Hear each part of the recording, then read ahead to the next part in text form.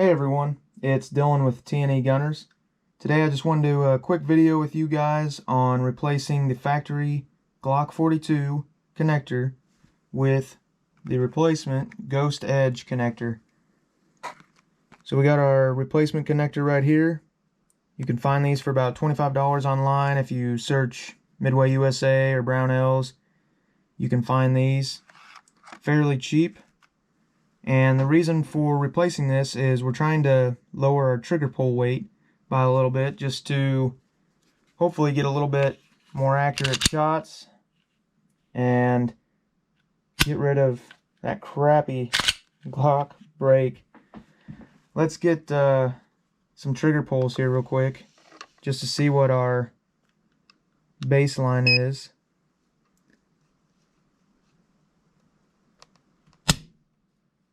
A little over 6 on that one. So this Glock 42 is completely stock. Nothing this far has been replaced in it. 6 pounds, 3.5 ounces. Let's get one more. I haven't done any polishing of any parts. So when we replace this connector, it's going to be a true comparison between the factory and the Ghost. So there's 6 pounds, 10 ounces even. So about 6.5 ounces, or 6 pounds, 6 ounces, I'd say, for our trigger pull. So let's go ahead and take this Glock down, and I'll show you guys how to replace the connector.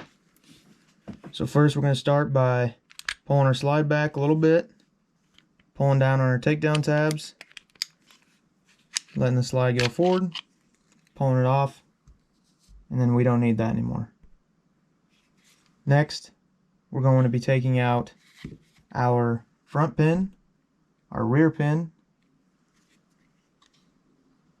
our front locking blocks, our trigger housing, and our slide stop, slide release. Now, there are multiple tools that you can use to take out these pins.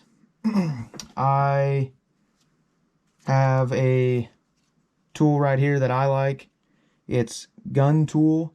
It's by Real Avid. It's about $22 on Amazon.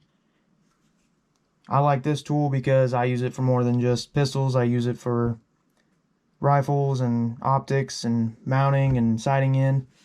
It works pretty good for $22. There's also Glock tools that you can find for $9, and they're real simple, just punch tools for taking out these pins.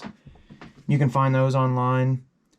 But for everyone, I feel like we all have Allen wrenches at home, at least a simple set. Now these may not be the preferred tools to be using to take out pins, but they work really well, and I'll show you guys why. The two that I'm using are a 3/32 and a 5/64, and these should be, or close to these, should be in any set that you buy. You could also, if you had a metric set, it'd be 2.5 millimeters and a 2 millimeter. And then the only other tool you'll need, you don't need, but it makes it easier, is a flathead screwdriver. So let's go ahead and take these pins out. We're going to start with this front pin. And to get this pin out, on our slide stop, slide release, the bar down here,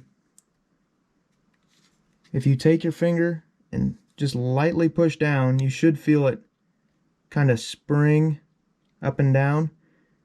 You want to kind of find a happy median. You don't want to slam it all the way down because this pin won't come out. So if you just let up a little bit, your pin comes right out. So you want to have about medium pressure just right on this slide stop, slide release bar, right in the middle, and this pin will come right out because you'll take the tension off, you push it through. So we'll put that pin over here to the side. And then we're going to work on our back pin. So I like just taking these Allen wrenches because they have this short end and I can use the long end like a handle. Put my thumb right on the curve. We have our back pin here, and just push it out. Push it all the way through, and it just slides right out. This back pin isn't captive at all. This front pin has a few notches in it. I don't know if the camera can focus well enough for that, but it has a few notches right up here in front, and that's what'll lock on your slide release, and we'll show you guys that when we put that back together. So now we're done with this bigger Allen wrench. You can set that aside. We don't need it. Next, we'll get our flathead screwdriver, put it under the front locking block, just right under the back here, and then just lightly pry up, and that guy will just slide right out. You can grab it. And I like to set all my parts kind of as they go in the gun. So if this is your first time taking your pistol apart, this may help you for reassembly and just make you feel maybe a little less nervous about putting it back together once you get all these parts scattered out. And then we'll take our slide stop slide release right here, and it just lifts out. You can set that over here. So the next thing we'll do, turn your pistol around, and right here in the back you have your trigger housing right here. And if you take your screwdriver, there's a little slot, and you can just pry it up. Just a little bit is all it takes. Grab it, and then slide your trigger housing, trigger bar, and trigger out of your pistol, and you're disassembled pretty well now. You don't need any more tools. What you'll do is grab the trigger and trigger bar, and then grab your trigger housing with the other hand and slightly twist. What you want to do is get this cruciform out of that little notch. So you just twist it a little bit, push down, and slide, and that'll slide right out of there, just like that. And you can set that over here to the side. So now all we have to do is take this factory connector and punch it out. And for this we'll need our smaller Allen wrench, our 5/64 or 2 millimeters. So you have your connector on this side, flip that housing over, and you'll see a little circle hole here with a notch. Just take that Allen wrench or your punch, and with a factory connector it's pretty tight. There you go, just push it out, that falls out. So there's your factory connector, and we can take that, set it to the side. We'll compare it here real quick to our Ghost connector. So here's our new connector. So if you're wondering what our difference here is, the Ghost is polished, so it's a little smoother. I don't know if you can see the difference there. It's polished compared to our factory connector, and our angle on the back of the connector is a little steeper, which is really tough to see unless you're looking at it yourself. But our angle back here is a little bit different between the two connectors, and when you put that in, it makes for a crisper break on your trigger. So it's just less resistance, less friction that the trigger has to deal with, or the trigger bar has to deal with when you're pulling the trigger and firing. So what we're going to do is the reverse. We're going to put our new connector back in our trigger housing. So we have our long side here with nothing on it. We're going to slide it in that groove, and you can see there's a shelf right here, and that connector is just going to sit right in that shelf. It pushes right in, and it'll spring out a little bit, so it won't sit flush up against the trigger housing. That's how it should be. And then we'll take our trigger and trigger bar, and how I like to do it is line your trigger bar in the same direction as this new connector, and when you slide that in, you want to push this cruciform down. You got your trigger spring in here, push that spring down, and then you'll rock it into place into this notch on the other side, and then it'll sit there.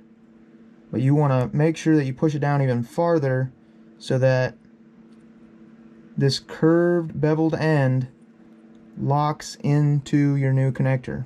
There's a little ledge right there on your connector, and if you don't get it locked in, your trigger and trigger bar will be all loose.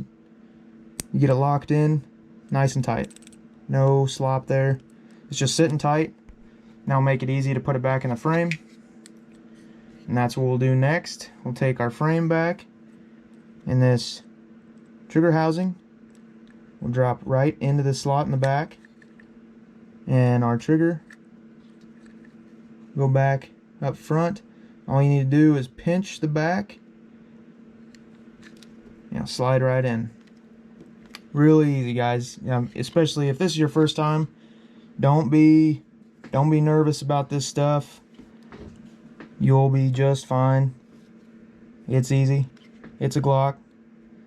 Oh, we don't want to put our pin back in yet. We want to put our slide stop, slide release back in, and there's a little circular shelf in the front there. So if you're looking at your guys' pistol, you may see it. I'll see if I can shine some light on there. There's a little circular shelf right up here in the front, and that's where the spring for the slide stop slide release will land. Just put that in there, and it'll hold itself on this ledge. Then we'll take our front locking block, and it points towards the front. So when we slide that back in, it'll slide between the frame and the slide stop slide release, and it guides itself right in. It's real easy to put back in. Take our rear pin, and it should just push right in as long as your trigger housing is fully seated. If it doesn't, make sure you give this a little push, but I'd say most times it should just go right in. We'll get our bigger punch that we had originally and just even this pin out in the back here. Doesn't have to be perfect, but just so you don't really see it, so it's even in the back. See, there's nothing protruding on either side. And then finally we'll put our front pin back in, and like I said, there's a couple little grooves on this pin. So if you're looking at it, one side is smooth, no grooves. The other side has two little ring grooves in it. And those ring grooves will go in first on the right side of the frame. So rings here, going in from the right side of the frame. Push that in, and it'll probably stop right away. Take your finger and push down on this slide stop slide release again. And that pin should just slide right across. And before you get it all the way in, we'll see if I can do this here. Okay. So if it's still sticking out a little bit, you should hear it click when it locks all the way into place into that slide stop slide release. So we'll see if we can hear it.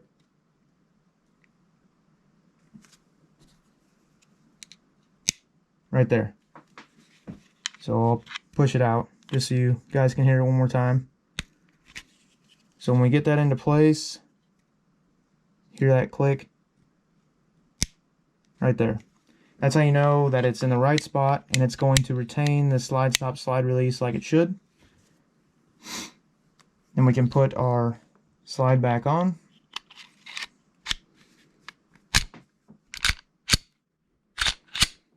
And we will check our trigger pull. If you guys remember, we had just over 6, and then we had 6 pounds, 10 ounces. So we averaged it right at about 6 pounds, 6 ounces. And we'll see what we're getting now.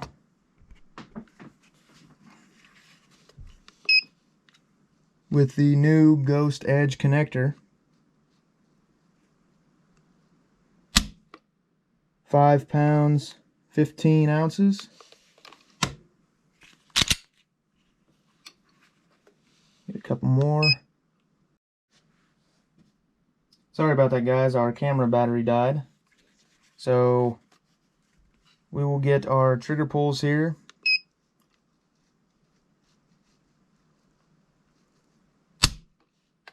£5 pounds, 10 ounces. A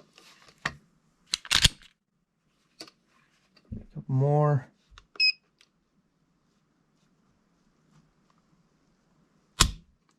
£5 pounds, 14 ounces. And one more. So we're seeing a little bit of a decrease in trigger pull.